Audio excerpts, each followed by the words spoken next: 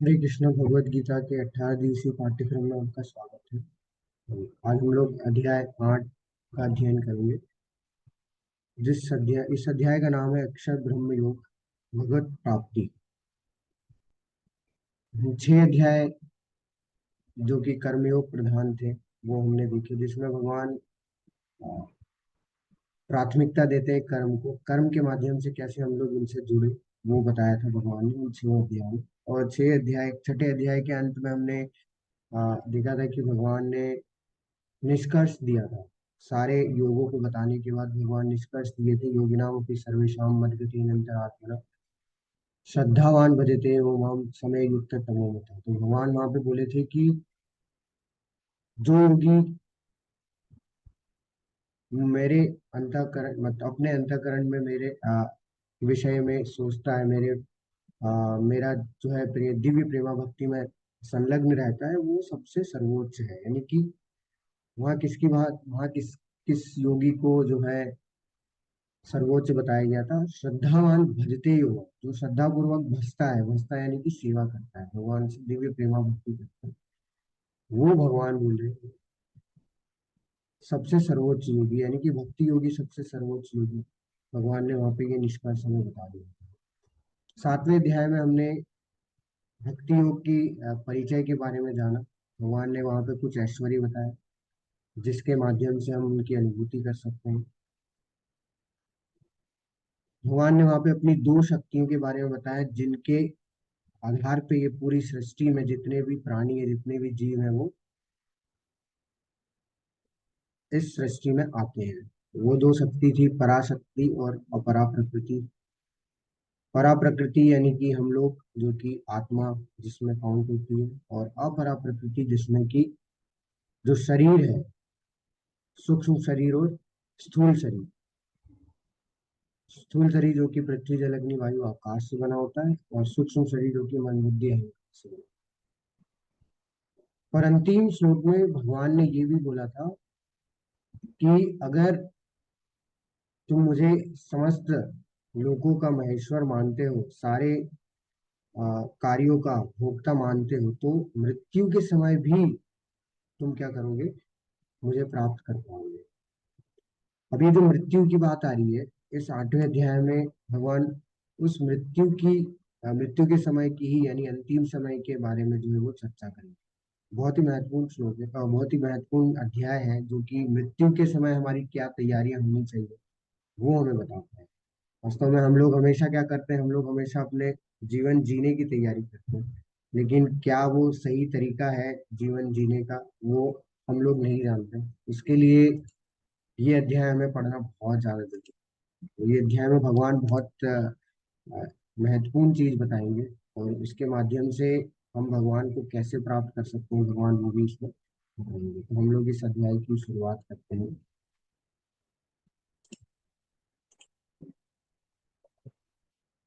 तो ये अध्याय हमें अपने अंत समय के बारे में बताता है, हमारे जो मृत्यु है उसके बारे में बताता है।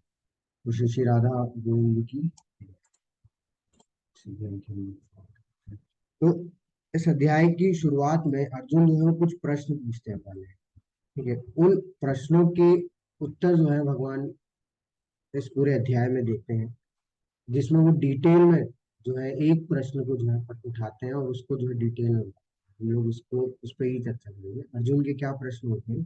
अर्जुन के प्रश्न होते हैं कि अर्जुन उवाच किं तद ब्रह्म किमध्यात्मम् किम कर्म पुरुषोत्तमम् आदिभूतं च किं प्रोक्तम् अधिदेवं किमुच्यते। अर्जुन ने कहा, हे भगवान, हे पुरुषोत्तम, ब्रह्म क्या है, आत्मा क्या है, काम कर्म क्या है, ये भौतिक जगत क्या है, ये देवता क्या है, कृपा करके यह सब कुछ मुझे बताइए। तो अर्जुन यहाँ पे प्रश्न पूछ रहे हैं कि ब्रह्म क्या है, आत्मा क्या है, सकाम कर्म क्या है, ये भौतिक जगत क्या है, तथा देवता क्या है। बात ये आती है, हम लोगों को ये डाउट आ सकता है कि अर्जुन को अभी भी आत्मा भी समझ नहीं आ रही है, ब्रह्म भी समझ नहीं आ रही है। लेकिन नहीं, ऐसा नहीं है, क्योंकि भगवान ने पिछले अध्याय में इन सब का प्रयोग किया था। ब्रह्म का भी प्रयोग किया गया है, आत्मा का भी प्रयोग किया गया है, सकाम कर्म का भी प्रयोग किया गया है, भौतिक जगत का प्रयोग किया है, देवता का प्रयोग किया है। इसलिए अर्जुन को इसको क्लियर करना था। अर्जुन ये क्लियर करना चाह रहे थे कि वास्तव में आपने जो प्रयोग किया है वो है क्या, उनको मैं जानना चाहता हूँ। भगवान उत्तर देते हैं, भगवान अर्जुन आगे प्रश्न पूछते हैं, सॉरी, यज्ञ का स्वामी कौन है, वह शरीर में कैसे रहता है, और मृत्यु के समय भक्ति में लगे रहने वाले आपको कैसे जान सकते हैं। तो यहाँ 8 क्वेश्चन पूछे गए। ठीक है, ब्रह्म क्या है, आत्मा क्या है, सकाम कर्म क्या है, भौतिक जगत क्या है, या देवता क्या है। उसके बाद बोला है कि यज्ञ का स्वामी कौन है और वह शरीर में कैसे रहता है। ये 8 क्वेश्चन है और इनके उत्तर जो है, और अंतिम क्वेश्चन क्या है कि मृत्यु के समय भक्ति में लगे रहने वाले आपको कैसे जानते हो। इसी इसी क्वेश्चन का उत्तर जो है भगवान इस पूरे डिटेल में देंगे। भगवान अभी यहाँ पे उत्तर देते हैं। शिव भगवान वाच अक्षरम ब्रह्म परमं स्वभावो अध्यात्म उच्यते भूत भावोद्भव करो विसर्ग कर्म संगीतः। भगवान ने कहा अविनाशी और दिव्य जीव ब्रह्म कहलाता है और उसका नित्य स्वभाव अध्यात्म या आत्म कहलाता है। जीवों के भौतिक शरीर से संबंधित गतिविधि कर्म या सकाम कर्म के। भगवान ने 3 उत्तर दिए। पहला उत्तर दिया कि ब्रह्म क्या है।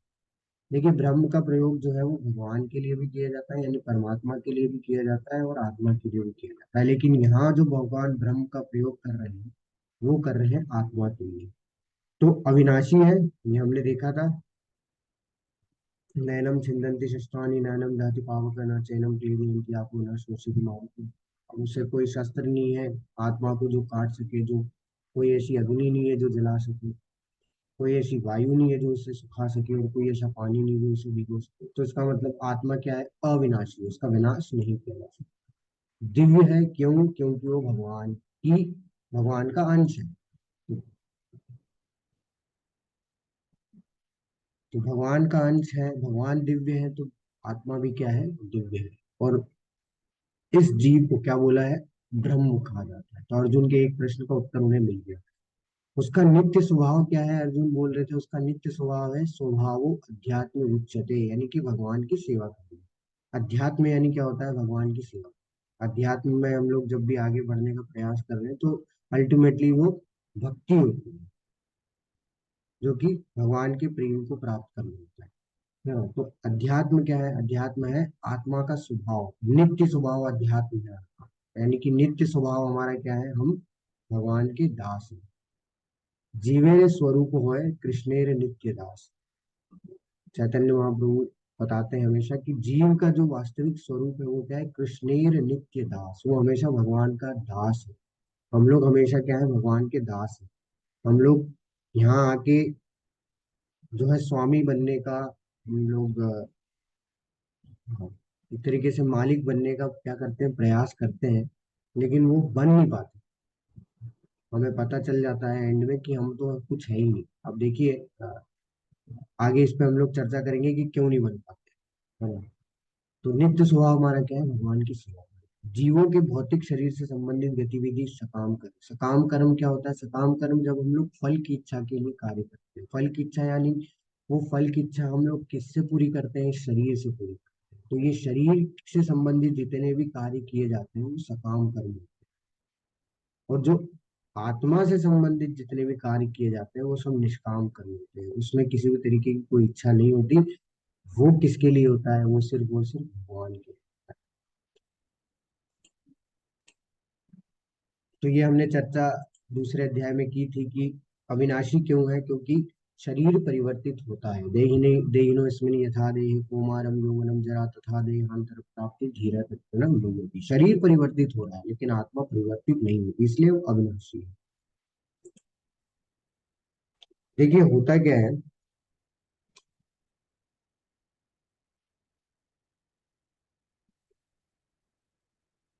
वास्तविकता में ये होता है कि जीवात्मा जो है, यानी कि हम, भौतिक शरीर तो नहीं है। हम लोग क्या है, हम लोग आत्मा है। लेकिन जब भौतिक शरीर के संपर्क में आते हैं तो हम लोग अपनी वास्तविकता को भूल जाते हैं। हम लोग अपने आप को भूल जाते हैं कि हम आत्मा है, हम भगवान के अंश हैं। ये भुला के हम लोग को ये लगने लगता है कि मैं शरीर हूँ। और जब हम लोग को ये लगने लगता है शरीर, मैं शरीर हूँ, तो हम लोग अपना जो स्वभाव है वो भी भूल जाते हैं। कि हम लोग भगवान के नित्य दास हैं और हम लोग किस में लग जाते हैं, इस तरीके की भोग वृत्ति में हम लोग लग जाते हैं। हमारा स्वभाव ये है वास्तव में, लेकिन जैसे ही शरीर हमें प्राप्त होता है इस भौतिक संसार में, हम लोग ये कार्य करने में लग जाते हैं। जिससे क्या होता है, जिससे ये होता है कि वो पाप कर्मों में लिप्त हो जाता है, क्योंकि अब हमें अहंकार आ जाता है कि हाँ मैं ही जो है सब कुछ हूँ, मैं ही सब कुछ कर रहा हूँ, मैंने ही ये किया है, मैंने अपनी मेहनत से ये सब कमाया है। और वो अहंकार के कारण हम लोग पाप कर्मों में लिप्त हो जाते हैं। और ऐसा क्यों होता है, क्योंकि हम लोग अपने स्वभाव को क्या कर चुके हैं, भुला चुके हैं। हम लोग अपने वास्तविक स्वभाव को भूल चुके हैं और अपने आप को क्या मानने लगे, शरीर। तो हम लोग अभी जो भी कार्य कर रहे हैं वो किसके स्तर पे कर रहे हैं, शरीर के स्तर पे कर रहे हैं। तो हम लोग सत्यता को जानते तो है, लेकिन एक्सेप्ट नहीं कर रहे हैं। वो क्या सत्यता है उस पर हम लोग आगे चर्चा करेंगे। लेकिन ये सत्यता, पहली सत्यता तो ये भगवान ने हमें बताई ज्ञान की, हम लोग शरीर नहीं है, हम लोग आत्मा है। ये हम लोग जानते हैं, इसको एक्सेप्ट नहीं कर रहे हैं। दूसरी सत्यता के बारे में आज हम लोग चर्चा करेंगे कि क्या सत्य है, वो उसको क्यों नहीं हम लोग एक्सेप्ट कर पा रहे हैं। उसको हम लोग जानते हैं फिर भी हम लोग क्यों एक्सेप्ट नहीं। तो ये 8 क्वेश्चन है जिनके भगवान ने उत्तर दिए हैं कि ब्रह्म क्या है, आत्मा है। अध्यात्म क्या है, उसका स्वभाव है, भगवान की सेवा करें। कार्य क्या है, जो कि शरीर के लिए किए जाते हैं, शरीर की गतिविधि। अधिभूत, अधिभूत क्या है, भौतिक प्रकृति जिसमें हम लोग रह रहे हैं, ये अधिभूत कहलाता है। अधिदेव जिसमें कि देवी देवता रहते हैं, वो है विराट प्रकृति, जिसको अ, अधिदेव कहा जाता है। अब अधियज्ञ यानी कि सारे यज्ञों का स्वामी कौन है, परमात्मा स्वयं। ये क्यों, ये कैसे पता चल रहा है, ये हमको तीसरे अध्याय में भगवान ने बताया। यज्ञात भवन्ति भूतानि, कि हम लोग अल्टीमेटली यज्ञ चक्र हम देखे थे, अल्टीमेटली हम लोग अन्नाद भवन्ति भूतानि, सॉरी, तो अन्न पे हम लोग आश्रित हैं। और अन्न कहाँ से आ रहा है, पूरा साइकिल अगर हम लोग चेक करें तो वो आता है वर्षा से। वर्षा होती है यज्ञ करने से, यज्ञ करते हैं हम लोग हमारी ड्यूटी के अकॉर्डिंग।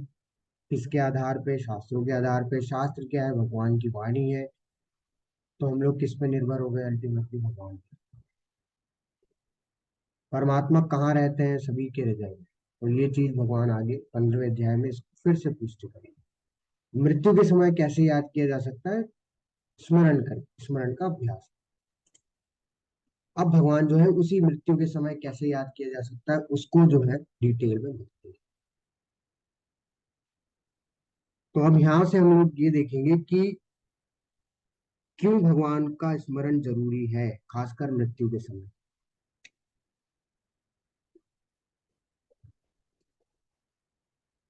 और स्मरण, और उनका स्मरण हमें होगा कैसे, इस पर भी हम लोग चर्चा करेंगे। यहाँ भगवान बोल रहे हैं, अंत काले च मामेव स्मरन् मुक्त्वा कलेवरं यः प्रयाति समुद्भावं याति न अस्ति यत्र संशय। और जीवन के अंत में जो केवल मेरा स्मरण करते हुए शरीर का त्याग करता है, वह तुरंत मेरे स्वभाव को प्राप्त करता है, इसमें रंच मात्र भी संदेह नहीं है। देखिए भगवान बोल रहे हैं कि अगर कोई अंत काल में भी मेरा स्मरण करता है और शरीर त्यागता है, शरीर त्यागते त्यागते समय भी अगर मेरा स्मरण कर लेता है, तो भी वो मेरे स्वभाव को प्राप्त कर सकता है, इसमें रंच मात्र भी संदेह नहीं है। और हम लोग इसीलिए तो कार्य कर रहे हैं। अभी तक जो हम पढ़े हैं भक्ति के बारे में, भक्ति के बारे में हम लोग क्या क्या सीखे हैं कि हमें भगवान की सेवा करनी है। और सेवा क्यों करनी है, क्योंकि हम लोग भगवान को प्राप्त कर सके, इस कर्मों के बंधनों से मुक्त हो सके। देखिए हम अपना पूरा जीवन क्या करने में निकाल देते हैं, जीवन जीने में निकाल देते हैं, ऐसे व्यतीत कर रहे हैं, है ना, एंजॉय कर रहे हैं, क्योंकि मनुष्य योनि मिली है। ऐसे नहीं होता है। बहुत सौभाग्यशाली है कि हमें मनुष्य योनि मिली है, और बहुत मुश्किल से मिलती है, तो इसलिए इसका क्या करो, एंजॉय करो। ये करते हैं हम लोग, जितना भोग करना चाहते हैं उतना भोग करो। परंतु हम ऐसा सोचते ही क्यों है, ये भी एक प्रश्न आता है कि चलो मान लेते हैं कि सबको एक जैसा ही तो आ रहा है ख्याल, ऐसा क्यों हो रहा है। वो इसलिए है कि हमें पता है कि ये शरीर क्या है, ये शरीर जो है वो टेम्पररी है। इसका नाश होना जरूरी है, तो इसका नाश होना निश्चित है। ये हम जानते हैं। और मैंने अभी आपको बोला था कि ये जो सत्य है इसको हम लोग एक्सेप्ट तो नहीं कर पाए। इसको जानते हैं कि हाँ, ये शरीर एक समय समाप्त हो जाएगा, ये सब जानते हैं। इसको हम लोग एक्सेप्ट नहीं करते। यानी कि हमारी मृत्यु निश्चित है, ये किसी को, कोई भी ऐसा नहीं होगा इस संसार में जिसको नहीं पता है कि हाँ एक दिन हमारी मृत्यु होगी। और ये भी हमें पता है कि अगर हमारी मृत्यु हो रही है तो हमारा पुनर्जन्म भी होगा, ये भी जानते हैं, बहुत सारे लोग जानते हैं। अगर आप किसी से पूछेंगे तो वो बोलेंगे हाँ अगला जन्म पता नहीं हमें कैसा मिले, लेकिन उसमें एंजॉय करो। लेकिन दिक्कत ये है कि हम लोग ये नहीं जानते कि हम लोग ये जो आने वाले जन्म है उनको रोक सकते हैं। वो क्यों नहीं जानते? क्योंकि हम लोग भगवत गीता को पढ़े ही नहीं। भगवान इसमें स्पष्ट रूप से बताया है कि हम लोग अपने आने वाले जन्मों को रोक सकते हैं। लेकिन उसके लिए हमें क्या करना होगा? उसके लिए हमें जीवन जीने में अपना समय व्यर्थ न करके हमें मृत्यु की तैयारी करनी है, जो कि सत्य है। आप देख सकते हैं कि संसार में लोग कितने अहंकार में, हम लोग कितने अहंकार में, अंधकार में जी रहे हैं कि हमें कल का नहीं पता क्या होने वाला है, लेकिन हम पूरी तैयारी करते हैं। पूरा तरीके से हम लोग क्या करते हैं, उसकी तैयारी पूरे दिन करते रहते हैं कि कल हमें ये करना है। हमें यही नहीं पता कल हम उठ भी पाएंगे नहीं उठ पाएंगे, लेकिन फिर भी तैयारी करते हैं। लेकिन हमें ये पता है कि हमारी मृत्यु हो जाएगी, ये तो निश्चित है, लेकिन उसकी कोई तैयारी हम लोग करते ही नहीं। ये हमारा एक सबसे बड़ा फॉल्ट है इसमें।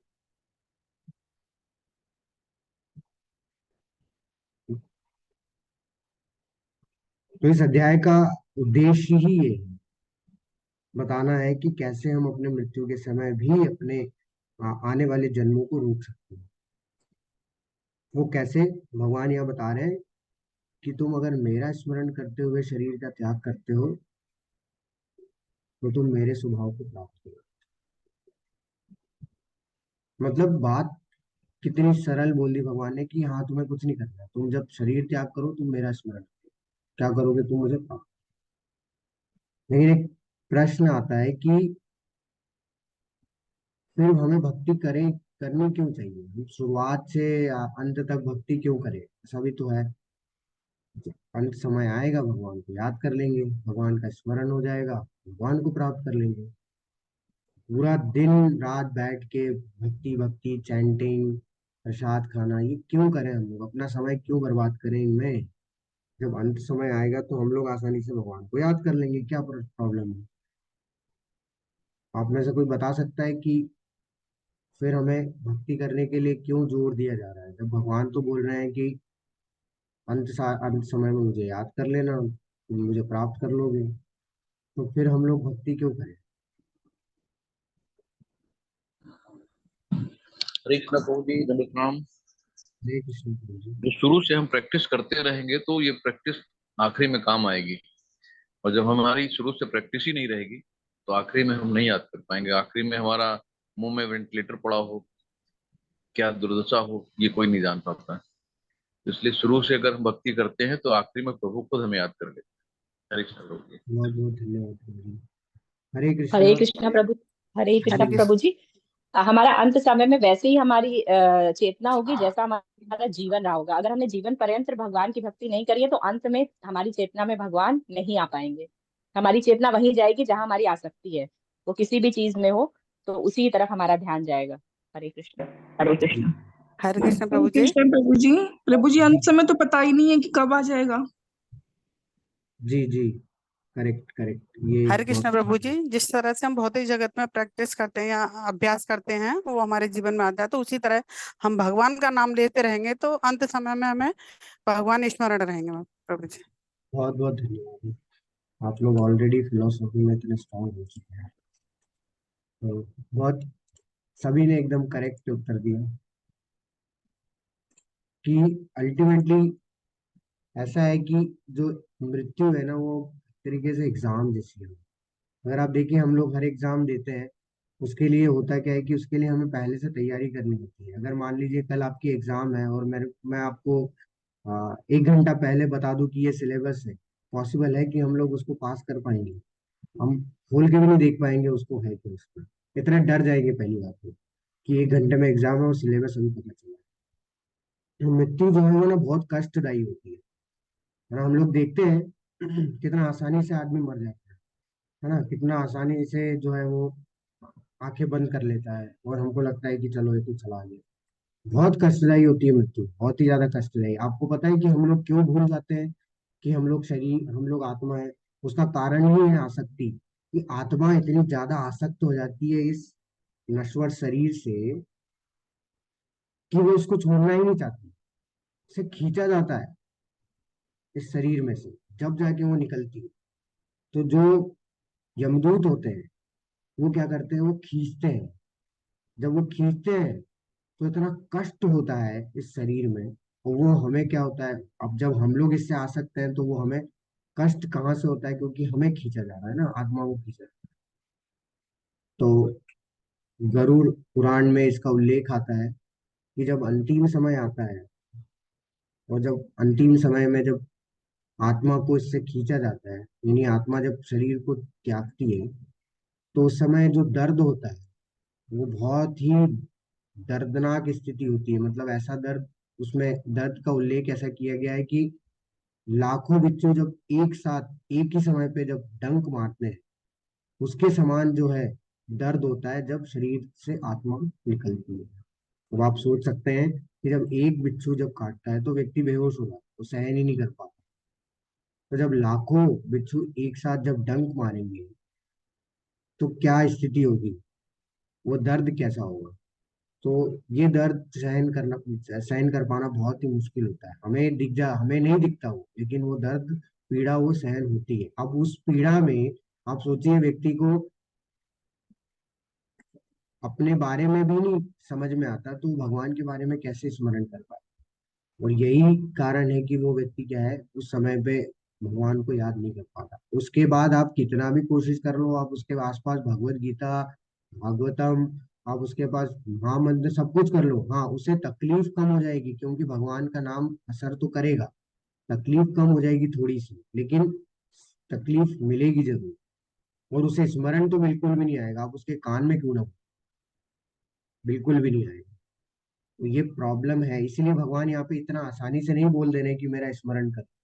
इतना आसान होता तो फिर क्या था, है ना? भगवान ने बहुत सारी चीजें इतनी आसानी से बोल दी है कि एकदम स्ट्रेट फॉरवर्ड, कि मेरे जन्म और कर्म को जान, तुम कभी मुक्त नहीं हो, और तुम कभी मुक्त इस संसार में नहीं आ पाओगे, सॉरी।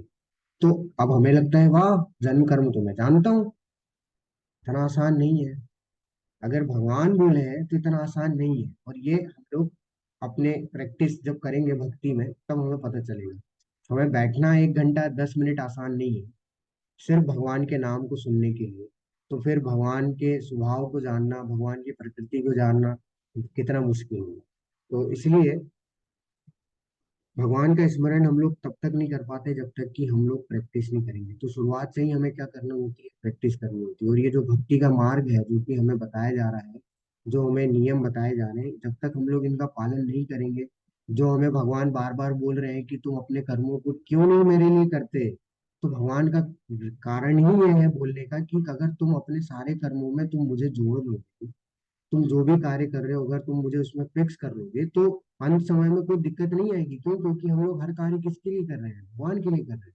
मान लीजिए अगर कोई माता जी है, वो अगर खाना बनाती है, अगर वो रोज ये सोच के खाना बना रही है कि आज मुझे कृष्णा के लिए ये बनाना है, आज मुझे कृष्णा के लिए वो बनाना है, ये बनाना है, वो बनाना है, अब बताइए आप उस माता जी के दिमाग में यही चल रहा है, जब अंत समय आएगा क्यों नहीं भगवान याद आएंगे उन्हें? तो यही कृष्ण भावना अमृत, कि भावना के अमृत में हम लोग कैसे रह सकते हैं भगवान के, जब तक हम लोग उनसे अपने आप को कनेक्ट नहीं कर सकते, जब तक हम लोग उन्हें अपने हर निजी जो कर्तव्य है हमारे, उनमें हम लोग उनको ऐड नहीं करेंगे, तब तक हम क्या है, कृष्ण भावनामृत नहीं हो पाए। तो इसलिए हमें भगवान बार बार ये चीज बोलते हैं कि मुझ में मन लगाओ अर्जुन, मेरे लिए कार्य करो अर्जुन, मेरे लिए युद्ध करो। ये बार बार इसीलिए बोला जा रहा है, क्यों? क्योंकि जब हमारा अंतिम समय है तो हम भगवान का स्मरण कर सकते हैं। और उससे होगा क्या, अगर स्मरण कर लिया तो भगवान बोल रहे तुम मेरे तुरंत मेरे स्वभाव को प्राप्त करोगे। और भगवान के एक बार स्वभाव को प्राप्त कर लिया तो फिर कभी हम लोग इस संसार में लौट के नहीं आएंगे। आगे भगवान बोलते हैं, अच्छा हाँ, तो युधिष्ठिर महाराज, आप महाभारत में देखे होंगे तो यक्ष एक थे।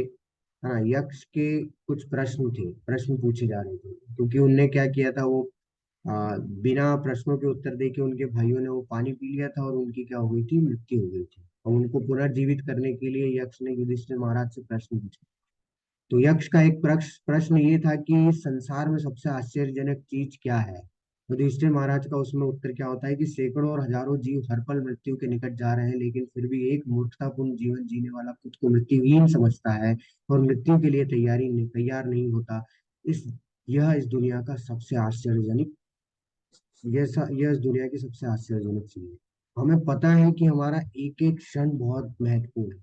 हमें नहीं पता कि आने वाला एक सेकंड भी हम लोग रह पाएंगे कि नहीं रह पाएंगे, लेकिन हम लोग टिके हुए हैं। ये भगवान की कृपा है कि हम लोग टिके हुए हैं। और फिर भी हम लोग क्या करते हैं, चैलेंज करते हैं भगवान के इस पूरे लॉ को, भगवान के इस बनाए गए इस पूरे नियमों को। हम बोलते हैं कि हम लोग, मृत्यु कब होगी, मृत्यु अरे बीमारी होगी तब होगी, बीमारी कब होगी, अरे वो तो बुढ़ापा आएगा तब होगी। ये एक हमने बना रखा है। मृत्यु का कोई समय नहीं होता।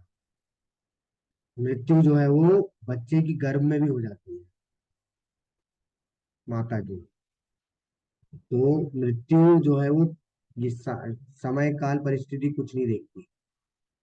इसलिए मृत्यु, भगवान स्वयं बोलते हैं कि मैं मृत्यु सर्व हरिष्यामि, मैं सारी उस संसार में जो है मृत्यु जो कि सब कुछ हर लेता है, कुछ भी नहीं छोड़ता है। हम कितना कमा लें, कितना फेम, कितना पैसा, कुछ भी कमा लें, सिर्फ एक चीज हमारे साथ जाती है, वो है भगवान की भक्ति। और कुछ भी नहीं जाता, सब कुछ यही रह जाएगा। अभी आप भोग कर रहे हैं, आपकी मृत्यु हो जाएगी, आपके बाद में कोई और भोग करेगा, आपका बनाया हुआ जो वो भोग करेगा, फिर उसका बनाया हुआ और कोई भोग करेगा। बस यही चलता है इस संसार में। हम कुछ भी कर लो, आप कितना भी इकट्ठा अपने परिवार के लिए भी कर लो, कब तक करेगा वो, परिवार का भी क्या है, क्या पता आपने करोड़ों की जायदाद स्टोर करके रखी है अपने बच्चे के लिए, आपका बच्चा बड़ा ही नहीं हुआ। मृत्यु का कोई भरोसा नहीं है। आपको क्या पता कि आपका बच्चा बड़ा होगा नहीं। तो क्यों ना उसे अध्यात्म दिया जाए। अगर उसके लिए आप उसके फ्यूचर की प्लानिंग कर रहे हो तो आप उसके अल्टीमेट फ्यूचर की प्लानिंग करो। टेम्पररी फ्यूचर की प्लानिंग करके क्या ही मिलेगा। तो युधिष्ठिर महाराज भी यही उत्तर देते हैं कि सबसे आश्चर्यजनक चीज यही है कि हम लोग मृत्यु की किसी तरीके से कहीं से भी तैयारी नहीं करते। हम लोग सिर्फ और सिर्फ क्या करते हैं, अपना जीवन जीते रहते हैं और अपना समय व्यर्थ करते हैं। तो इसलिए हमें अपने भौतिक कार्यों के साथ साथ आध्यात्मिक कार्य में भी जो है अपने आप को जोड़ना चाहिए। अपने जीवन में आध्यात्मिक कार्यों को भी करने चाहिए, जिससे कि हम लोग क्या है, भगवान से कनेक्टेड रहे, हर चीज में कनेक्टेड रहे। अपने आध्यात्मिक भौतिक कार्य करते करते भी जो है हम लोग भगवान से कनेक्टेड रहे। जिससे क्या होगा कि किसी भी समय जब हमारी मृत्यु होगी तो हमें परेशानी नहीं होगी शरीर को त्याग करने में। आगे हम लोग इस पर चर्चा करेंगे कि शुद्ध भक्त की मृत्यु में और जो नॉर्मल व्यक्ति है उनकी मृत्यु में क्या अंतर होता है। यहाँ पे एक कहानी आती है, इस पे हम लोग चर्चा करते हैं कि भरत महाराज की हमने कहानी पहले भी पढ़ी थी, तीसरे अध्याय में। तो भरत महाराज क्या थे, एक बहुत अच्छे भक्त थे। उनकी भक्ति नहीं हो पा रही थी अपने राज्य की सेवा के चक्कर में। तो उन्होंने क्या किया कि अपने राज का त्याग कर दिया, अपने घर वालों को दे दिया और वो चले गए एकांत स्थान में भगवान का भजन करने, भगवान की भक्ति करने। जंगल में जाते हैं, कुटीर बनाते हैं, वहां पे भगवान की भक्ति शुरू करते हैं। एक समय जब वो स्नान करने के लिए जाते हैं नदी में, तो वहां उन्हें बहता हुआ एक हिरण का बच्चा मिल जाता है। हिरण का बच्चा जैसे ही मिलता है, छोटा सा था, उसको बचाते हैं।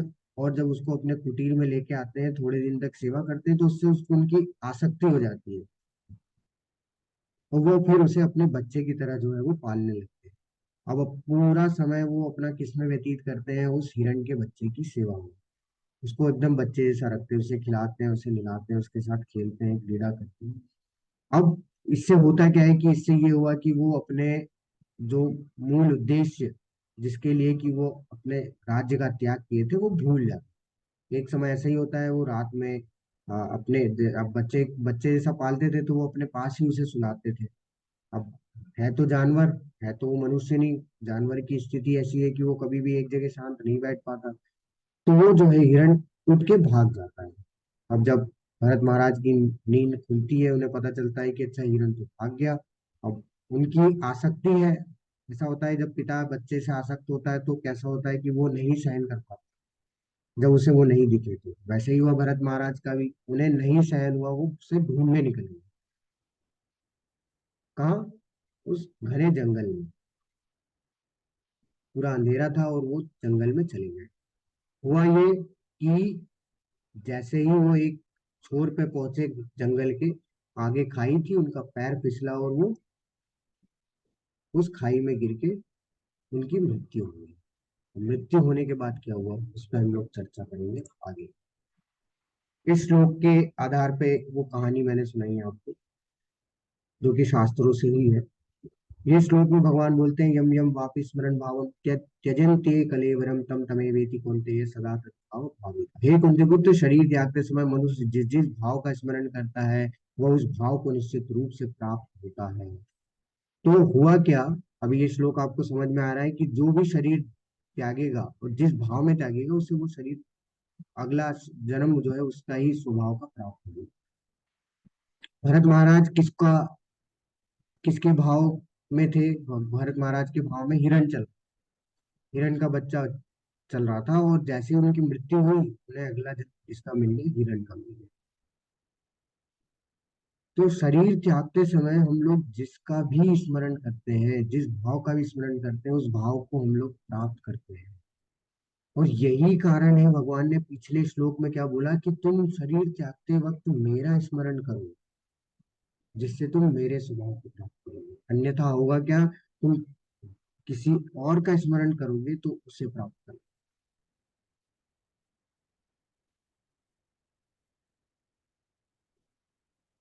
देखिए, होता क्या है कि स्वभाव का मतलब क्या है कि हम लोग ऐसा नहीं, जैसे यहाँ पे ये तो हिरण बन गए भरत महाराज, है ना? ऐसा नहीं है कि हम लोग हर बार वही होगा, हम लोग उस स्वभाव को प्राप्त करते हैं, और उस स्वभाव के कारण से फिर हमें क्या होता है कि वो शरीर उसके अकॉर्डिंग शरीर मिलता है। वो जरूरी नहीं है कि वो हमें सजीव शरीर मिले, निर्जीव शरीर भी मिल सकता है। निर्जीव शरीर यानी कि ये जो आप देखते हैं टेबल चेयर, ये भी आप बन सकते हैं, ऐसा नहीं है। उस स्वभाव की स्थिति है। जैसे उदाहरण मैं आपको देता हूँ कि एक बनिया है ना, एक बनिया है।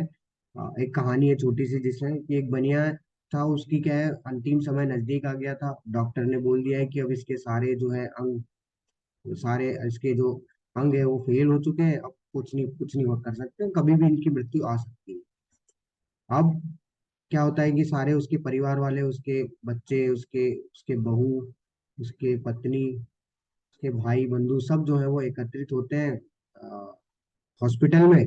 अब जैसे ही इसकी नींद खुलती है बनिए की, वो सबको एक नजर से देखता है और बोलता है कि अरे तुम सब यहाँ पे हो, मेरी दुकान कौन देखेगा, उसको कौन संभाल रहा है, उसको खाली छोड़ के आ गए तुम।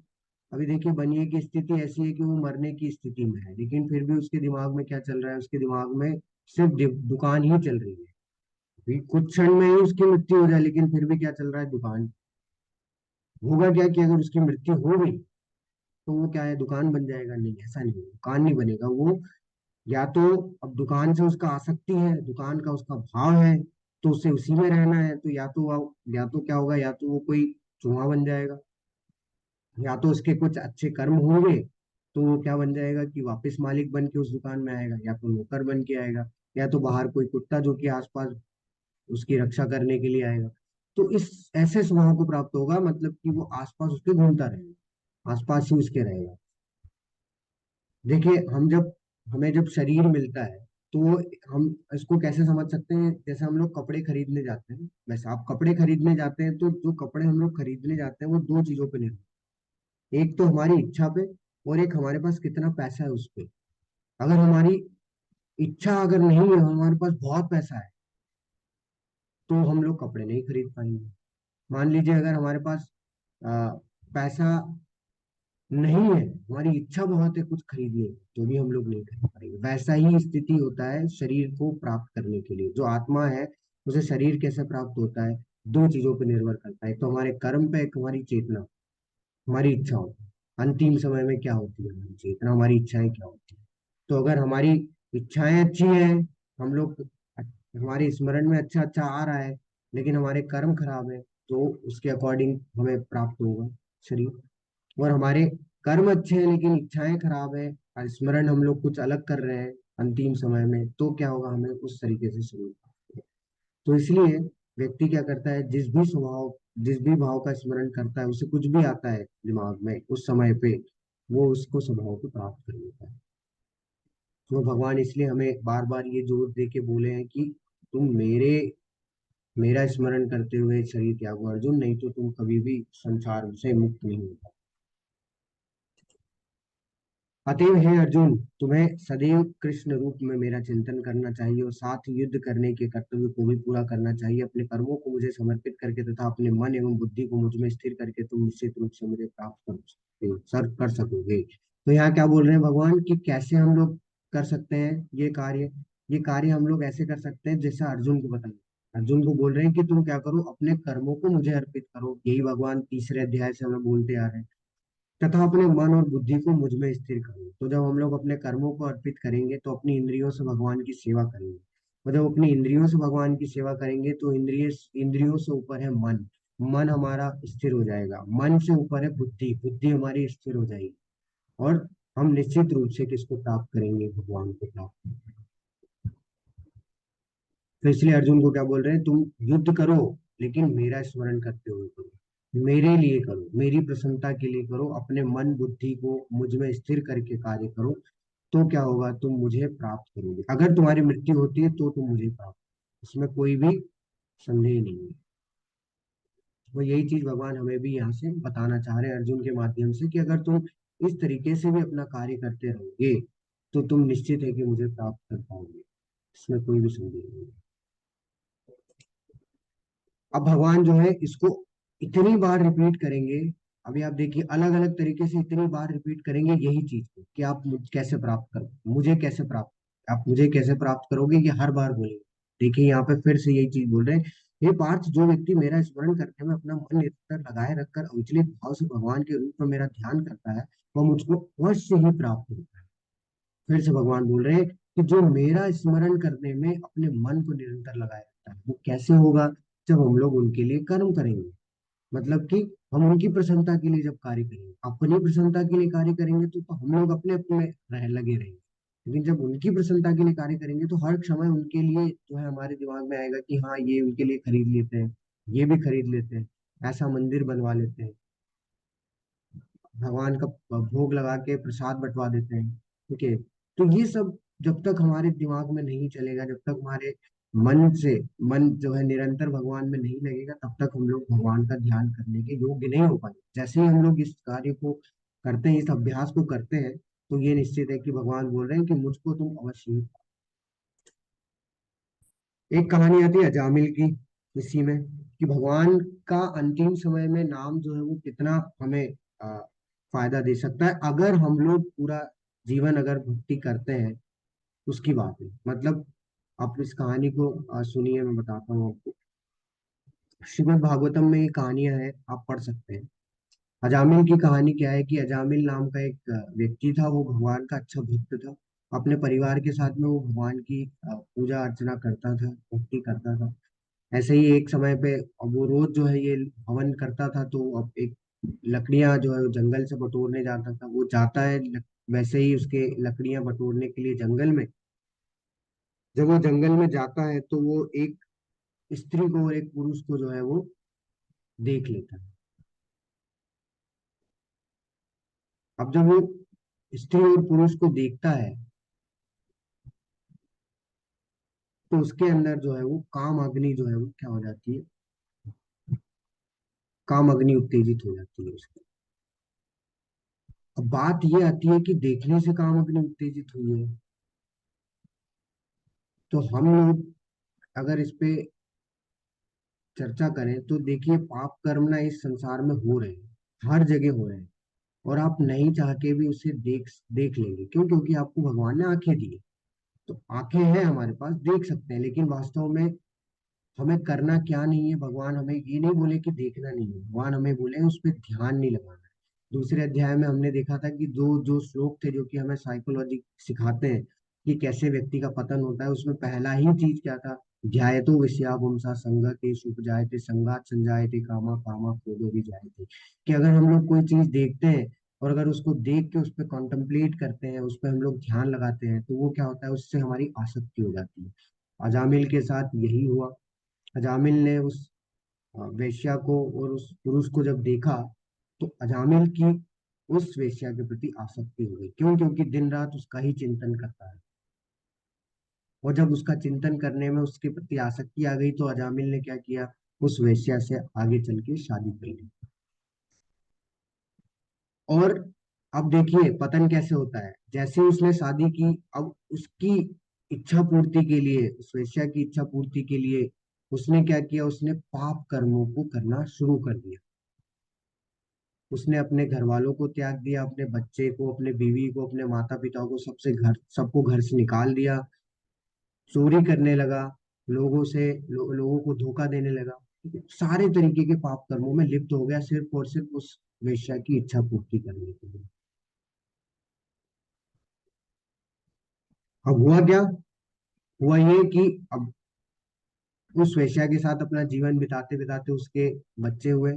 और उसका जो सबसे छोटा बच्चा था, उसका उसने गलती से नाम रख दिया नारायण। गलती से रखा है, ठीक है, मतलब इसमें कोई इंटेंशन नहीं था, गलती से उसने रख दिया कि इसका नाम नारायण है। अब जैसे छोटा बच्चा सबको प्रिय होता है, जामिल को भी जो है सबसे ज्यादा लगाव अपने छोटे बच्चे से था। तो जो भी कार्य होता था वो अपने छोटे बच्चे को ही बोलता था, नारायण पानी ले आओ, नारायण खाना दे दो, नारायण ये कर दो, वो कर दो। हर हर समय वो है नारायण नारायण नारायण। ऐसे करते करते वो बूढ़ा हो गया। और बूढ़ा हो गया तो उसकी मृत्यु नजदीक आ गई। और जब मृत्यु आती है तो क्या होता है? आपने ये अनुभव किया है मुझे नहीं पता, लेकिन आप इसको कर सकते हैं। जिसकी जो है बहुत ज्यादा तबीयत खराब हो, जो कि आईसीयू में भर्ती होता है, और जो ऐसा बोलते हैं ना कि ये मौत से जो है बच के आया है, उससे आप कभी पूछिएगा, उन्हें यमदूत दिखाई देते हैं। लेकिन वो डराने के लिए, मतलब कि वो किसी और को लेने आते हैं। लेकिन यमदूत जब दिखाई दे जाते हैं तो आदमी जो है वो, आदमी का जो है आपा खो जाता है। इवन जो है आदमी इतना इतना डर जाता है, क्योंकि वो कोई बहुत सुंदर नहीं दिखते, वो बहुत भयानक होते हैं। तो आप इस फोटो में अगर देख रहे हैं तो क्या हुआ कि वैसे ही अजामिल की भी स्थिति थी। अजामिल की मृत्यु नजदीक आ गई थी, इसलिए उन्हें क्या दिखने लगे? उसको दिखने लगे यमदूत उसकी ओर आ रहे थे। और जब यमदूत उसकी ओर आ रहे थे और जब उसके नजदीक आए, उसको उसमें उससे जब उसके शरीर से जब वो आत्मा को जो है खींचने लगे, तो उसमें क्या किया उसने? अपने बच्चे का नाम ले लिया। उसने भगवान का नाम नहीं लिया। उसने क्या किया? बच्चे से आसक्ति थी। अंत में जैसे ही उसने, जब उससे तकलीफ हुई, उसने जोर से आवाज लगाई नारायण। और जैसे ही उसने नारायण बोला, कौन आ गए? विष्णुदूत आ गए। आप देख सकते हैं विष्णुदूत यहाँ पे।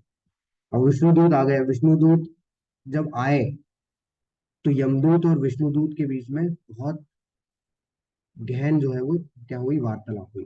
ये बहुत बड़ी कहानी है, और इस पे प्रभुपाद जी ने एक अलग से बुक भी लिखी है, द सेकेंड चांस। हिंदी में है मृत्यु की पराजय। तो अगर आप उसको पढ़ेंगे तो आप उसमें डिटेल में जानेंगे कि ये क्या है, सेकेंड चांस क्यों बोला है इसको, अभी मैं बताता हूँ आपको। अब हुआ क्या कि जब यमदूत और विष्णु दूतों के बीच में चर्चा हुई, और विष्णु दूतों ने बोला कि अब इसे छोड़ दो, इनने भगवान का नाम ले लिया है, और नारायण, इसने आप नारायण का नाम लिया है, अब ये हम लोग लेके जाएंगे इसको, अब आप छोड़ दो। तो यमदूत बोलते हैं नहीं नहीं, आपको गलत फहमी हुई है, आप इसका पुराना रिकॉर्ड चेक करिए, इसने सारे पाप कर्म ही किए, अच्छे काम तो कुछ किए ही नहीं। लेकिन वो ये बहुत गहन चर्चा होती है, और मैं तो बहुत एक नॉर्मल लैंग्वेज में आपको बता रहा हूँ। बहुत अच्छे से प्रभुपाद जी ने बहुत डिटेल में लिखा हुआ है इसको। उसके बाद क्या होता है? यमदूत जो है वो छोड़ के चले जाते हैं, और विष्णुदूत जो है वो लेके चले जाते हैं। बात यह आती है क्या इससे वैकुंठ मिल गया? नहीं, वैकुंठ नहीं मिलती। इसीलिए इसको सेकंड चांस बोला है। भगवान ने छठे अध्याय में बताया है, क्या बताया है? कि जब भी कोई व्यक्ति थोड़ा सा अल्प समय अगर भक्ति करता है, तो उसे क्या है? सदाचार और धनवान कुल में जो है भगवान क्या देते हैं, जन्म देते हैं, यानी ब्राह्मणों के कुल में, जिससे कि क्या कर सकता है वो, जो बची हुई भक्ति है उसको कंटिन्यू कर सकता है। वही होता है, भगवान क्या करते हैं, उसे एक और जन्म देते हैं, एक और मौका देते हैं। और तब जो है अजामिल क्या करता है, अजामिल पूरे भक्ति भाव से भगवान की सेवा करता है बिना विचलित हुए। और फिर जब वो पूर्णतः शुद्ध हो जाता है, तब उसे क्या है, स्वयं विष्णुदूत आते हैं और उसको जो है वैकुंठ लेके जाते हैं। तो आप देख सकते हैं ये। तो जब हम लोग विष्णुदूत यानी वैकुंठ में जाते हैं, तो हम भी क्या है, हमें भी वैसा ही शरीर प्राप्त होता है जैसे कि विष्णुदूतों का शरीर। तो यहाँ से हम लोग क्या सीख रहे हैं, यहाँ से हम लोग ये सीख रहे हैं कि अर्जुन के स्मरण में नहीं था, लेकिन अर्जुन ने भक्ति की थी, तो उसके लिए क्या हो गया, उसको इनडायरेक्टली भी जो है फल मिल गया। सॉरी, अर्जुन की बोल रहा हूं, अजामिल ने। अगर हम लोग भक्ति करेंगे और हमसे भी अगर इस तरीके से अगर हो जाता है, तो हमें भगवान कहीं ना कहीं से मार्ग दिखाएंगे। लेकिन हमें उसके लिए दृढ़ संकल्प के साथ भक्ति करनी होगी, दृढ़ संकल्प के साथ भगवान की सेवा करनी होगी, तभी हम लोग इस स्तर पे पहुंच पाएंगे कि हम लोग सिर्फ नाम भी ले लें तो भी हम लोग भगवान के धाम जाने के योग्य हैं। अगर हम लोग भक्ति नहीं करेंगे, हम लोग प्रयास ही नहीं करेंगे, और हम लोग यही बोलते रहेंगे कि अरे ये तो संभव ही नहीं है, अरे ये तो संभव ही नहीं है, तो ये तो कुछ इस संसार में कभी भी हम लोग सुखी नहीं रह पाएंगे और कभी भी संसार से मुक्त नहीं हो पाएंगे। तो ये हमें बहुत ही जरूरी है कि संभव सब कुछ है, क्योंकि भगवान इस चीज को इसमें बता रहे हैं, तो ये असंभव चीजें क्यों बताएंगे। भगवान इसमें ये तो नहीं बोल रहे हैं कि जाओ तुम्हें गोवर्धन पर्वत उठाना पड़ेगा, क्योंकि वो हमारे सोच के भी परे। भगवान इसमें हम जो हमें जो बता रहे हैं सब कुछ व्यवहारिक तौर पे बता रहे हैं, जो कि अर्जुन के माध्यम से हम लोगों तक पहुंचाने का प्रयास करें, जिसको कि हम लोग अपने जीवन में उतार सकते हैं। प्रयास करेंगे तो होगा, लेकिन हमें उसके लिए प्रयास करके तपस्या करनी होगी, तभी हम उस स्तर तक पहुंच पाएंगे। भगवान बोलते हैं, मनुष्य को चाहिए कि परम पुरुष का ध्यान, सर्वज्ञ पुरातन नियंता, लघुतम से भी लघुतर, प्रत्येक के पालन करता, समस्त भौतिक बुद्धि से परे, अचिंत्य तथा नित्य पुरुष के रूप में करे। वह सूर्य की भांति तेजवान है और इस भौतिक प्रकृति से परे दिव्य रूप है। भगवान बता रहे हैं कि उनकी कैसी जो है, किस रूप की जो है क्या करना चाहिए, हमें स्मरण करना चाहिए या भक्ति करना चाहिए। भगवान बोल रहे हैं कि दिव्य रूप का जो है स्मरण करना चाहिए। भगवान का दिव्य रूप क्या है जो आप देख रहे हैं, इसको बोलते हैं श्याम सुंदर रूप, जिसमें भगवान जो है पीताम्बर वस्त्र धारण किए हैं, उनके मुकुट पे मोर पंख है, हाथ में बांसुरी है। ये भगवान का वास्तविक रूप है। श्याम रंग है, श्यामल कांति के साथ में भगवान जो है इस तरीके से जब है, तो ये भगवान का वास्तविक, भगवान अपने इसी रूप में अपने धाम में जो है स्थित रहते हैं, इसे दिव्य रूप बोल रहे हैं। तो भगवान यहाँ पे बोल रहे हैं कि मैं सब कुछ हूँ। अगर कोई इस तरीके से मेरे दिव्य रूप का स्मरण करता है, तो वो निश्चित है कि वो क्या है, वो इस संसार से मुक्त होकर मुझे प्राप्त करेगा। अब बात आती है कि मान लीजिए अगर कोई भक्त है ना, वो 24 घंटे भगवान की सेवा में लगा तो रहता है, लेकिन अंतिम समय तो बहुत मुश्किल है, हर किसी का अंतिम समय एक जैसा नहीं आता। मान लीजिए अगर किसी का एक्सीडेंट होकर मृत्यु हो रही है, किसी को कुछ हो जा रहा है, मतलब अचानक मृत्यु जो होती है, तो अब बहुत शुद्ध भक्त है और वो व्यक्ति की मृत्यु हो जाती है। अब वो तो पूरा टाइम सेवा कर रहा है भगवान की, और मान लीजिए उसके अंतिम समय में उसके स्मरण में नहीं आया, क्योंकि माया बहुत स्ट्रांग है, प्रलोभन दे सकती है, तो फिर उसका क्या होगा। भगवान उसके लिए बता रहे हैं, अनन्य चेता सत्तम यो माम स्मृति नित्य तस्याम सुलभ पाठ नित्य युक्त योगिना। जो हमेशा मुझे बिना विचलित हुए याद करता है, उसके लिए भक्ति सेवा में निरंतर लगे रहने के कारण, हे पिता के पुत्र, मुझे प्राप्त करना बहुत आसान है। मतलब इसमें क्या बोल रहे हैं भगवान कि उसके लिए आसान क्यों है, क्योंकि उसको मेरा स्मरण करने का जरूरत ही नहीं है, मैं उसके स्मरण में स्वतः ही आ जाऊं, या मैं उसे स्मृति दे दूं, जो कि 15वें अध्याय में भगवान बोलते हैं। भगवान स्वयं हमें स्मृति देते हैं, तो भगवान हमें खुद याद दिला देंगे कि उन्हें याद करना है। ये शुद्ध भक्त का स्तर होता है। शुद्ध भक्त को कुछ करने का जरूरत ही नहीं पड़ता, उसके लिए फिर भगवान करते हैं। उसके उसके स्मरण में भगवान स्वयं उसे याद दिलाते हैं, खुद आते हैं, जिससे कि वो उन्हें प्राप्त कर पाए, क्योंकि शुद्ध भक्त के लिए भगवान भी ललायित रहते हैं कि वो उन्हें प्राप्त करें। तो जब तक हम लोग भी भगवान की भक्ति नहीं करेंगे, तो भगवान भी हमारे साथ जो है वो इस तरीके से रेसिप्रोकेट नहीं कर पाएंगे। हमें लगातार भगवान की सेवा में लगे रहना होगा, और फिर अंत में ये होगा कि भगवान भी जो है हमें क्या है, अगर हम लोग भी इस योग्य नहीं हो पाते कि हम याद कर पाए, तो भगवान स्वयं हमें स्मरण दिलाएंगे, जिससे कि हम क्या कर सके, भगवान का स्मरण करके भगवान को तुरंत जो है प्राप्त कर सके। अब बात आती है कि हम लोग बार बार ये चर्चा करते थे कि ये संसार जो है वो दुखालय है और शाश्वत है। तो यहाँ पे भगवान उसी चीज के बारे में बता रहे हैं कि मुझे प्राप्त करके महापुरुष जो भक्ति योगी है कभी भी दुखों से पूर्ण इस अनित्य जगत में नहीं लौटते, क्योंकि उन्हें परम सिद्धि प्राप्त हो चुकी होती है। परम सिद्धि क्या है? परम सिद्धि है कि जन्म मृत्यु के चक्र से मुक्ति प्राप्त करना, है ना, इस संसार में फिर कभी नहीं आना, वो है परम सिद्धि। तो होता क्या है कि जो महापुरुष है, यानी कि जो भक्त हैं, जिसकी की अभी चर्चा की कि जिसके स्मरण में एक बार भगवान आ जाते हैं तो वो भगवान के धाम को, भगवान के स्वभाव को प्राप्त करता है।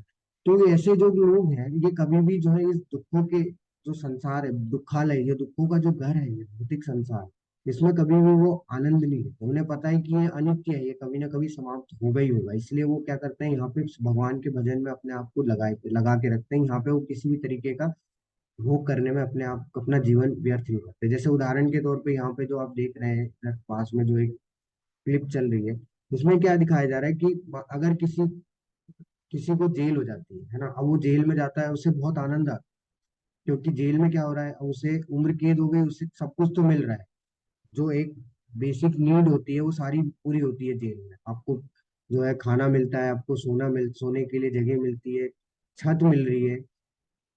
तो जो जो अपराधी है उसे लगता है कि अच्छा ये तो बहुत ही आनंद का जीवन है, बाहर तो बहुत ही कष्ट था, कमाना पड़ता था, ये वो सब ऐसा था। अब क्या है, शुरुआत शुरुआत में तो बहुत आनंद आता है, लेकिन फिर बाद में वो क्या होता है कि चार दीवारी में जब हम लोग बंद कर दिए जाते हैं, जैसे एक कमरे में बंद कर देंगे तो कब तक रहेगा, वही है। फिर उससे क्या है, परेशानी होने लगती है। लेकिन किसी वजह से अगर वो छूट जाता है तब उसे पता चलता है कि यार बाहर का जीवन बहुत आनंदमय है, जेल तो जाना ही नहीं, कभी कोई अपराध नहीं करना है। सेम स्थिति हमारी है, ये भौतिक संसार जेल जैसा है। हमें सब कुछ सुख सुविधाएं मिल रही है, हमें बहुत आनंद आ रहा है, लेकिन जब यही सुख सुविधा हमारे दुख का कारण बनती है तब हमें झेल लगने लगता है कि क्यों भगवान ऐसा कर रहे हैं, क्यों ऐसा हो रहा है मेरे साथ, क्यों तकलीफ झेलना पड़ रही है। तो क्यों ना हम लोग इसको हम लोग छोड़ के भगवान के धाम जाने का प्रयास करें। अगर हम लोग भगवान के धाम चले जाएंगे तो फिर हमें वास्तव में तब पता चलेगा कि यहाँ की स्थिति कितनी खराब है। क्योंकि यहाँ पे जो भी आनंद है वो सब कैसा है, क्षणिक है, कुछ समय के लिए, अभी मिल रहा है कल नहीं मिलेगा, कल मिल रहा है परसों नहीं मिलेगा, ये चलता रहेगा। ये द्वंद है, यहाँ पे कभी भी द्वंद समाप्त नहीं होता। आज हमारे अपमान हुआ, कल कल कल सम्मान हो जाएगा, कल आदर ऐसे ही चलेगा। आज गर्मी है, कल सर्दी हो जाएगी। तो ये कभी भी समाप्त नहीं होगा। अच्छा बुरा, लाभ हानि, द्वंद, ये द्वंद हमेशा चलते ही रहेंगे और कभी इससे हम लोग मुक्त नहीं हो पाए। तो इससे मुक्त होने का एकमात्र साधन है कि हम लोग भगवान के धाम, भगवान के पास जाने का प्रयास करें। क्योंकि हमारा वास्तविक घर क्या है, भगवान का घर है। हमारे वास्तविक पिता कौन है, भगवान है।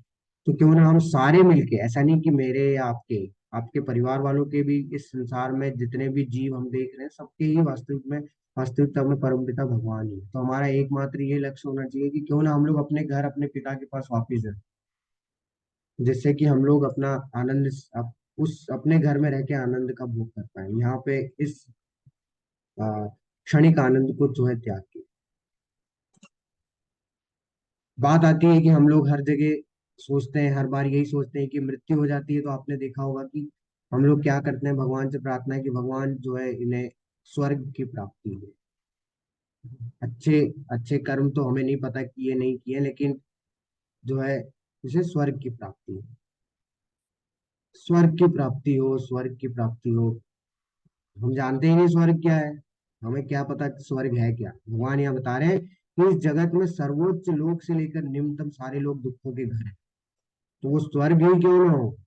देखिए सर्वोच्च लोग है इस जगत में ब्रह्मा जी का स्थान, ब्रह्मा जी का लोक, जिसे ब्रह्मलोक या सत्य लोक बोला जाता है। सबसे उच्चतम लोग है इस भौतिक संसार, उसके नीचे सारे लोग आते हैं, उसके नीचे आते हैं सारे ये देवी देवताओं के, ऋषि मुनियों के लोग, जिसमें स्वर्ग भी है। तो ब्रह्मा जी के लोक तक क्यों ना पहुंचा हो। भगवान बोल रहे हैं कि सर्वोच्च लोक तक क्यों ना पहुंचा, वहां वो भी दुखों का घर, वहां पे भी जन्म मृत्यु का जो है चक्र चलता रहेगा। अगर आप ब्रह्मा जी के लोग भी चले गए तो वहां से भी आपको भगा दिया जाए। किंतु हे कुंती पुत्र, जो मेरे धाम को प्राप्त कर लेता है वो फिर कभी जन्म नहीं लेता। लेकिन भगवान स्पष्ट रूप से बोल रहे हैं, अगर जो गोलोक धाम आ गया, वैकुंठ को अगर प्राप्त कर लिया, तो वो कभी भी इस संसार में लौट के नहीं आएगा, उसका कभी जन्म नहीं होगा इस संसार में। तो क्यों ना हम प्रयास करें ऐसी जगह जाने का जहाँ पे कि हम लोग कभी वापिस ना आए। देखिए, दो दो चीजें हैं, है ना। ये जो देवी देवताओं के लोक हैं, ये टेम्परेरी, ये प्रलय होगा, ये भी समाप्त हो जाएंगे, है ना। तो हमें क्या होता है, हम लोग अच्छे कर्म करते हैं, उस अच्छे कर्म के आधार पे हमें अच्छा फल मिलता है। उस फल के आधार पे हम लोग जाते हैं उच्च लोगों को जाते हैं, तो हमें देवी देवताओं जैसा शरीर प्राप्त होता है, और हमें हमारा जितने फल होते हैं अच्छे, उसके अकॉर्डिंग हमें जीवन मिलता है। और वो जब जैसे ही वो फल समाप्त हो जाते हैं, हमसे वो छीन लिया जाता है। कौन सा? देवी देवताओं वाला शरीर। आपकी कितनी भी इच्छा क्यों ना, आपसे वो शरीर छीन लिया जाएगा, और वापस से आपको कहाँ फेंक दिया जाएगा? इस भौतिक संसार में फिर से आपका जन्म होगा, इस पृथ्वी लोक पे फिर से आपको जो है वही जन्म मृत्यु का चक्र झेलना होगा। लेकिन जब हम भगवान के धाम चले जाते हैं, तो वहां से आपको कोई नहीं भगाएगा। क्यों?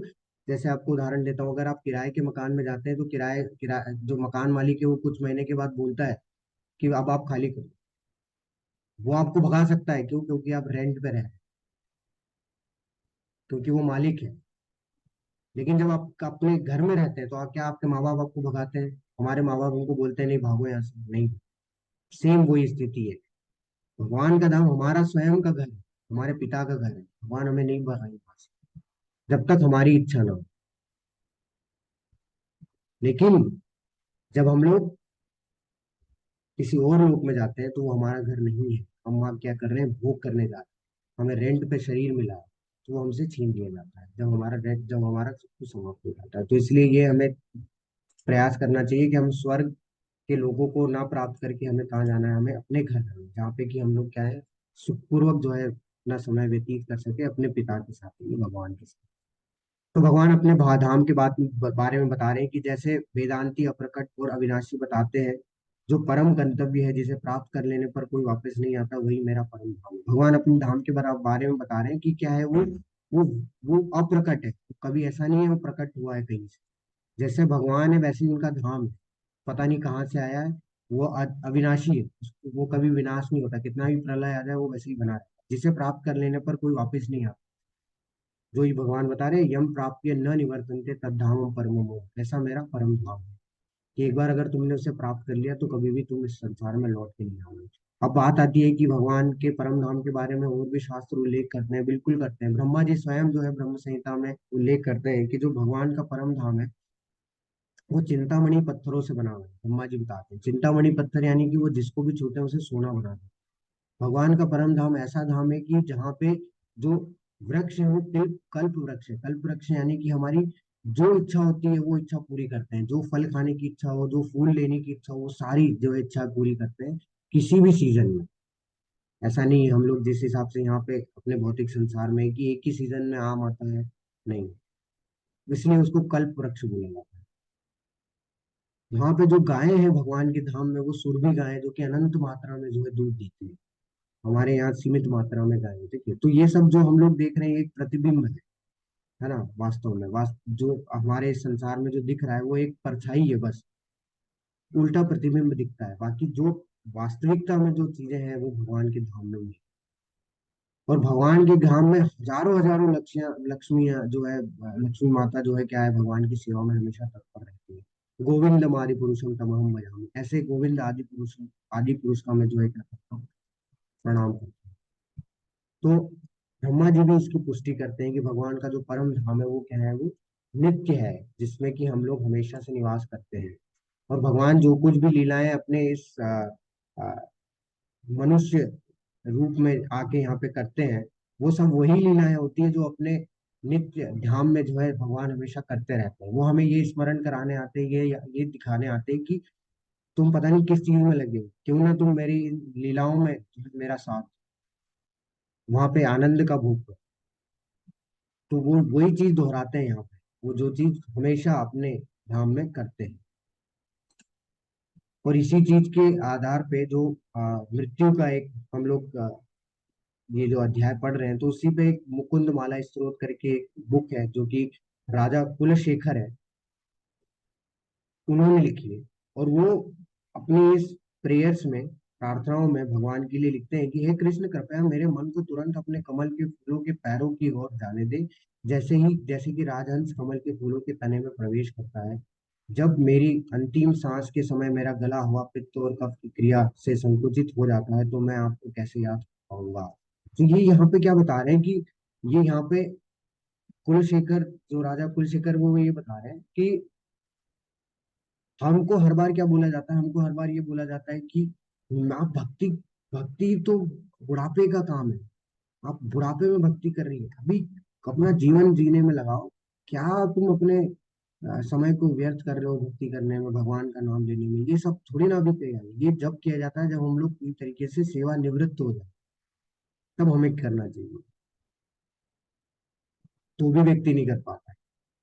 बात तो मतलब देखा जाए तो भी व्यक्ति से भक्ति नहीं हो पाती, क्योंकि जब अपने नाते पोते को संभालने में अपना समय बिता, तो अल्टीमेटली ये गलत है कि भक्ति का कोई समय नहीं है कि बुढ़ापे में होनी चाहिए। और क्या पता बुढ़ापा आएगा नहीं आएगा, ये हमें क्या पता। हम लोग तो बस ऐसे ही सोच के बैठे हैं, अंधकार में जी रहे हैं कि नहीं बुढ़ापा आएगा तब भक्ति करेंगे। मान लीजिए आया ही नहीं किसी का बुढ़ापा, तो क्या ही होगा भक्ति करने से। ठीक है, तो कुलशेखर यही बोल रहे हैं कि मुझे अभी उठा लीजिए भगवान, क्योंकि अभी मैं जवान हूँ, तो मैं आपका नाम ले पा रहा हूँ, आपका स्मरण कर पा रहा हूँ, की सेवा कर पा रहा हूँ। क्या पता मेरी मेरा ऐसा समय है जहाँ पे कि मेरा गला जो है वो बैठ जाए, हवा संकुचित, पूरी क्रियाओं से संकुचित हो जाए, मेरा सब मत शरीर जो है व्यर्थ हो जाए, बोलने का मतलब। ठीक है, और बोल व्यर्थ मतलब देखा ही आपने कि बुढ़ापे में सुनना बंद हो जाता है, बोलना, आवाज नहीं निकलती है, हाथ पैर काम नहीं करते हैं। उस स्थिति में हम लोग भगवान की क्या ही सेवा करें। उस स्थिति में हम लोग भगवान का नाम भी नहीं सुन पाएंगे, हमें सुनाता ही नहीं है, हमारे मुंह से आवाज ही नहीं निकलती, हमारा शरीर में हाथ पैर में जान ही नहीं है हम लोग की भगवान की सेवा कर रहे हैं। और यह व्यर्थ का शरीर हम लोग भगवान को क्या कर रहे हैं, सेवा में दे रहे हैं। इसका उदाहरण मैं आपको देता हूँ कि मान लीजिए आपके यहाँ कोई मेहमान आता है ना, आपने क्या किया, एकदम गंदा सा ग्लास लिया और उसमें पानी डाल के उसे दे दिया। क्या वो एक्सेप्ट करेगा? नहीं एक्सेप्ट करेगा। अगर आपको उसकी अच्छी से सेवा करना है तो आपको साफ सुथरा जो है ग्लास लेना पड़ेगा, उसमें पानी देना पड़ेगा, तब जाके वो स्वीकार करेगा। तो भगवान फिर भी स्वीकार कर लेते, लेकिन बात ये है कि वो हमारे स्मरण में आएंगे ही नहीं, क्योंकि हमने पूरा साल कुछ किया ही नहीं है, तो कैसे आएंगे। तो हमें प्रयास करना चाहिए कि हम लोग जिस शरीर में है, जो कि हम लोग को भगवान ने दिया है, उससे हम लोग सेवा कर सके, कि अंतिम समय में क्या हो कि हमें अगर हमसे सेवा नहीं भी हो तो भी हम लोग उनका स्मरण कर पाए, है ना, हम लोग उनका नाम ले पाए, हम लोग उनका चिंतन कर पाए। मान लीजिए अगर कोई व्यक्ति पूरा साल भक्ति कर रहा है अपने बचपन से लेके बुढ़ापे तक, और बुढ़ापा जब उसका आता है तो उसके मुंह से अगर आवाज नहीं भी निकलती तो उसके चिंतन में भगवान रहेंगे। उसे आवाज नहीं भी आती है तो भी उसके अंदर जो है वो महामंत्र चलता रहेगा, वो लेता रहेगा। तो ये संभव तभी होता है जब वो व्यक्ति पूरा जीवन अपना जो है भगवान को, भगवान की सेवा में अपने आप को लगाए रखता है। तो इसलिए हमें व्यर्थ का शरीर ना देके भगवान को अच्छा शरीर देना चाहिए। प्रहलाद महाराज जी जो है वो श्रीमद् भागवतम में इस चीज की पुष्टि करते हैं कि हमें 5 साल की भक्ति, 5 साल की उम्र से भक्ति स्टार्ट कर देनी चाहिए। तो हम लोग तो उसमें उस सौभाग्य को प्राप्त नहीं कर पाए, लेकिन अभी भी हमारे पास समय है। तो हमें क्या करना चाहिए, अपने आप को भक्ति में, भगवान की सेवा में अपने आप को संलग्न करने का प्रयास करना चाहिए। अंत में भगवान बताते हैं, क्योंकि लोग बोलते हैं कि भक्ति करने से जो है कोई फायदा नहीं होता, भक्ति करने से हमें हमारी क्या भौतिक चीजें, हमारी भौतिक जरूरतें पूरी होती है। तो जब हमारा कर्मकांड करने से भौतिक जरूरतें पूरी हो रही है, जैसे यज्ञ करते हैं तो हमारा लाभ होता है, हमारे घर में सुख होती है, समृद्धि आती है। तो जब कर्मकांड करने से हो रहा है, तो कर्मकांड से तो भक्ति बहुत ऊपर है, तो भक्ति करने से क्यों ना हो, क्यों नहीं हो सकता। वही चीज भगवान यहाँ बता रहे हैं कि वेदेषु यज्ञेषु तपसु चैव दानेषु यत् पुण्य फलम पदिष्टम अत्येति तत्सर्वविदं विदित्वा योगी परम स्थान उपेति चाद्य। जो व्यक्ति भक्ति मार्ग को स्वीकार करता है वह वेदा अध्ययन, तपस्या, दान, दार्शनिक तथा सकाम कर्म से प्राप्त होने वाले फलों से वंचित नहीं होता, कितना भी प्रयास कर ले वो, है ना। जो चीज उसे चाहिए उसे वो प्राप्त होगी, अगर वो भक्ति मार्ग को ही अपना लेता है। फिर वो यज्ञ करने से उसे जो फायदा हो रहा है, जो दान देने से हो रहा है, वेदों को पढ़ने से हो रहा है, उसके भौतिक कार्य करने से हो रहा है, अगर वो इसमें भक्ति मार्ग में भी ये कार्य करता है और भक्ति में ये सब कार्यों को लगाता है, तो उसे बिल्कुल वही फल प्राप्त होंगे, वो कभी वंचित नहीं होगा। वो मात्र भक्ति संपन्न करके इस इन समस्त फलों की प्राप्ति करता है और अंत में परम नित्य धाम को प्राप्त करता है। और इसके दो फायदे हो गए, है ना। एक तो हम लोग को जो जरूरतें हमारी है, जिसकी कि हम लोग को इच्छाएं रहती है, वैसे वो इच्छाएं वो फल के साथ अगर कार्य नहीं करें तो ज्यादा अच्छा है। लेकिन अगर हमारी इच्छाएं हैं फिर भी हमारी जो बेसिक नीड्स हैं वो भी पूरी हो जाएगी भक्ति करने से। साथ ही साथ एक और फायदा हो जाएगा कि अंतिम समय में हम लोग स्मरण करके भगवान के धाम को ही प्राप्त करते हैं। तो दो फायदे। देखिए, जो भक्ति है उसको हम लोग कैसे समझ सकते हैं, आयुर्वेद के जैसा है। ठीक है, आयुर्वेदिक दवाई जो होती है वो क्या करती है, वो जड़ से जो है हमारी सारी बीमारियां दूर करती है। लेकिन उसमें समय लगता है, ऐसा नहीं आज मैंने दवाई ली और कल वो ठीक हो गया। वो धीरे धीरे ठीक होता है, वो जड़ से खत्म होता है। लेकिन जो एलोपैथिक हम लोग लेते हैं वो क्या है, जनरली हमें तुरंत ठीक तो कर देती है, लेकिन वो फिर से वापस उन पे अटैक, उस बीमारी पे। तो वैसे ही भक्ति है, भक्ति आयुर्वेदिक दवाई जैसी है। वो क्या करती है, वो हमारे जड़ से हमारे जितने भी पाप कर्म है वो सारे फल जो है सब दूर कर देती है। हमारा दुख जो है वो समाप्त हो जाता है और हम भगवान के धाम को प्राप्त। लेकिन जो भौतिक कार्य हम लोग जो करते हैं वो सब क्या है, वो सब एलोपैथिक जैसा है। हमें तो कुछ क्षणिक फल प्राप्त होगा, उसमें आनंद मिलेगा, लेकिन वापस दुख है। तो इसलिए हमें प्रयास करना है कि हम लोग जितना कोशिश हो सके अपने कार्यों में भगवान को जो है ऐड करें, उनको जोड़े, जिससे कि हमारा उनके प्रति जो है वो क्या है, प्रेम जो है बढ़ सके। आ, अंत में जो है प्रभुपाद जी बताते हैं कि कृष्ण भावनामृत की विशेषता यह है कि मनुष्य एक ही झटके में भक्ति करने के कारण मनुष्य जीवन के विभिन्न आश्रमों के अनुष्ठानों को पार कर जाता है। भक्तों की संगति आवश्यक है। 7वें से लेकर 12वें तक के अध्याय भगवत गीता के सार रूप है। प्रथम 6 अध्याय तथा अंतिम 6 अध्याय इन मध्यवर्ती 6 अध्याय के लिए आवरण पात्र है, जिनकी सुरक्षा भगवान करते हैं। यदि कोई गीता के इन 6 अध्यायों को भक्त की संगति में भली भांति समझ लेता है तो उसका जीवन समस्त तपस्याओं, यज्ञों, दानों, चिंताओं को पार करके महिमा मंडित हो उठेगा, क्योंकि केवल कृष्ण भावनामृत के द्वारा उसे इतने कर्मों का फल प्राप्त हो जाता है। जिसे भगवत गीता में तनिक भी श्रद्धा नहीं है उसे किसी भक्त से भगवत गीता समझनी चाहिए, मनोधर्मियों से नहीं। क्यों क्यों क्यों मनोधर्मियों से क्यों नहीं समझनी चाहिए, इस पर हम लोग चर्चा किए थे कि हर एक फील्ड में व्यक्ति को जो है निपुण होना जरूरी होता है ना। तो जो व्यक्ति किसी चीज में निपुण नहीं है, वो व्यक्ति उसके मुख्य उद्देश्य के बारे में नहीं बता पाता, उस पुस्तक के या उस आ, कक्षा के या उस विषय के। हाँ, जैसे मान लीजिए अगर बायो का टीचर है तो वो बायो का बहुत नॉलेज होगा उसको, वो बायो के बारे में आपको बहुत अच्छे से बता पाएगा। बायोलॉजी के मैथ्स वाला मैथ्स के बारे में बता पाएगा, लेकिन मैथ्स वाला बायो के बारे में अच्छे से नहीं बता पाएगा और बायो वाला मैथ्स के बारे में अच्छे से नहीं बता पाएगा। तो वैसे ही जो भगवान के बारे में जो बता सकता है वो भक्ति ही है। एकमात्र योग भक्ति ही एकमात्र ऐसी योग्यता है जो कि जो कि भगवान के बारे में बता सकती है। तो जो भक्त है, शुद्ध भक्त, उनकी ही टीकाएं हमें पढ़नी चाहिए, जिससे कि हमें वास्तविकता में जो उद्देश्य है भगवत गीता का वो हमें पता चल सके और हम लोग उसको सही तरीके से अपने जीवन में, अपने व्यवहार में उसको प्रयोग कर सके। तो हमारा ये जो अध्याय है यही समाप्त होता है। हरे कृष्ण कृष्ण कृष्ण हरे हरे, हरे राम राम राम हरे हरे। हरे कृष्ण।